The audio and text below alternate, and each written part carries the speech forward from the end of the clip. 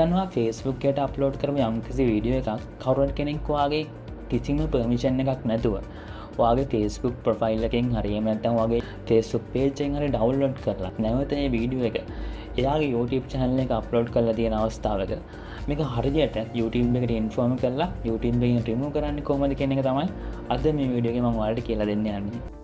හොඳයි, මම දැන් පෙන්නන්නම් මම මැනේජ් කරන Facebook page එකකින් ඩවුන්ලෝඩ් කරලා රීඅප්ලෝඩ් කරපු YouTube shorts 3කින් 2කට copyright removal request එකක් යවලා remove කරගන්න විදිය.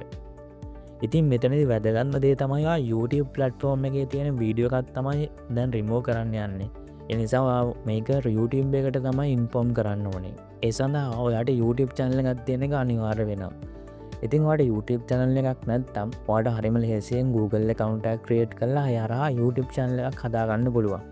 මේකදී ඔයාගේ YouTube channel එක පරණ වෙන්න ඕනේ කියලා එකක් නැහැ. ඔයාට එක YouTube channel එකක් හදලා වුණත් ඒකෙන් මේ වැඩේ කරන්න පුළුවන්. ඒ වගේම ඔයාගේ YouTube channel එකේ නම Facebook page එකේ Facebook profile එකේ නමට සමාන වෙන්න අවශ්‍යත් නැහැ. ඒ කියන්නේ ඔයාට ඕනම YouTube channel එකකින් මේ වැඩේ කරන්න පුළුවන්.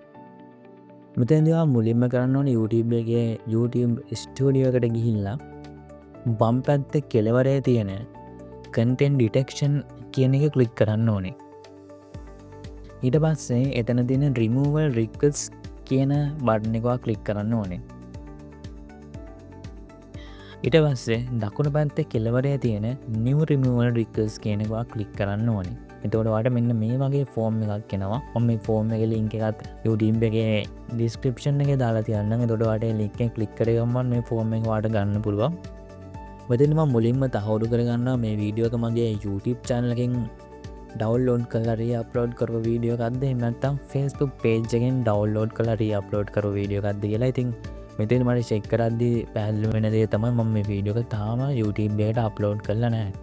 එතකොට ඒ කියන්නේ මගේ Facebook page එකෙන් තමයි මේක ඩවන්ලෝඩ් කරලා තියෙන්නේ.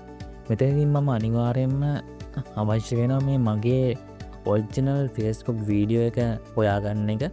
මොකද මේ ෆෝම් එක ෆිල් කරනකොට අනිවාර්යෙන් මේ වීඩියෝ එකේ හරිම link එක සම්බිට් කරන්න ඕනේ.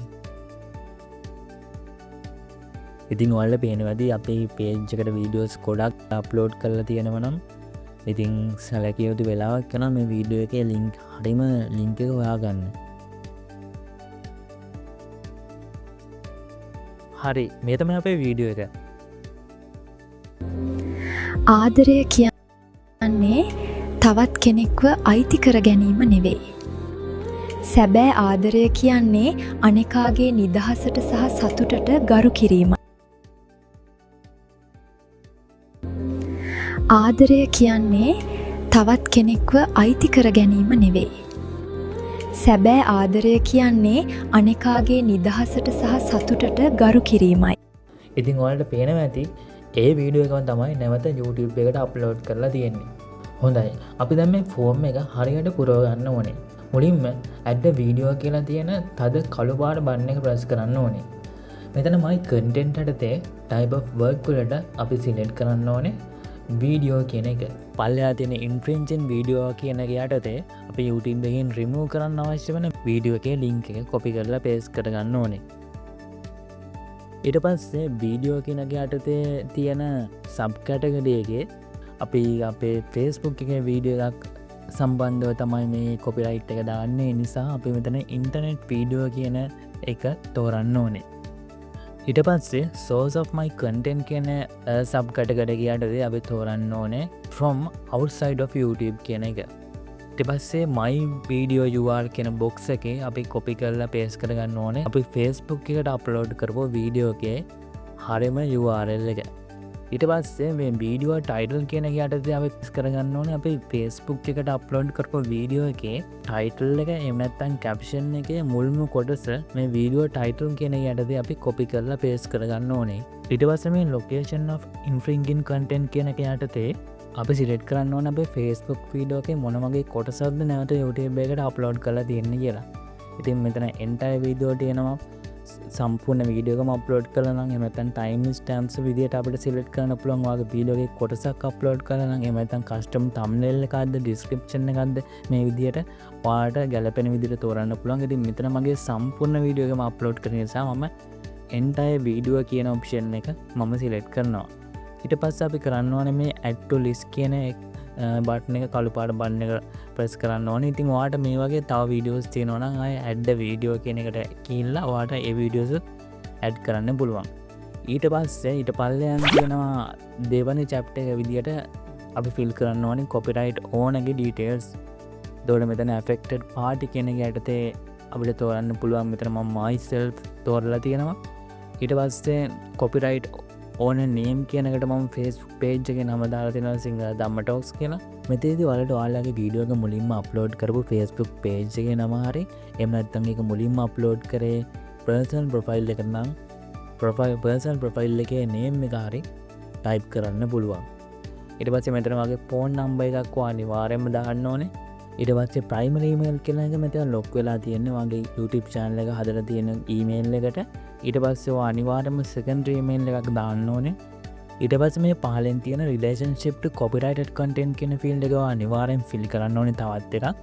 මේකෙදී මම type කරනවා one of the video 100% created by me කියලා. ඊට පස්සේ මෙතන country කියන එකට ඔයා දාන්න ඕනේ ශ්‍රී ලංකා කියලා. ඊට පස්සේ ඔයා අනිවාර්යෙන් මෙතන street address එක fill කරන්න ඕනේ. city එක fill කරන්න ඕනේ. ඊට පස්සේ province එක ඔයා ඉන්න fill කරන්න ඕනේ සහ zip code එක.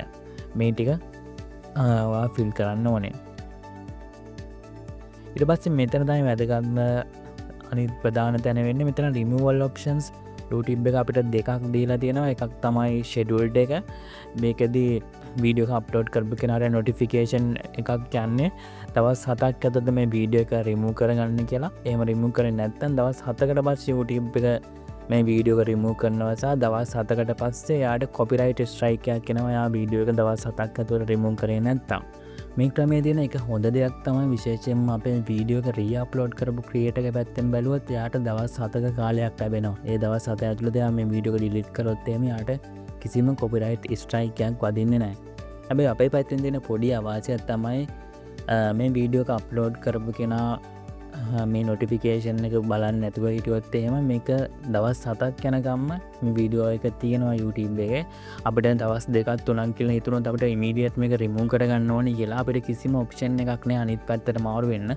අපි ෂෙඩියුල් කරපු විදිහට අපිට සතියක් බලාගෙන ඉන්න වෙනවා. ඉතින් මේ කාලය තුල ජෙනරේට් වෙන views සහ subscribers ඔක්කොම යන්නේ අනිත් රීඅප්ලෝඩ් කරපු කෙනාට.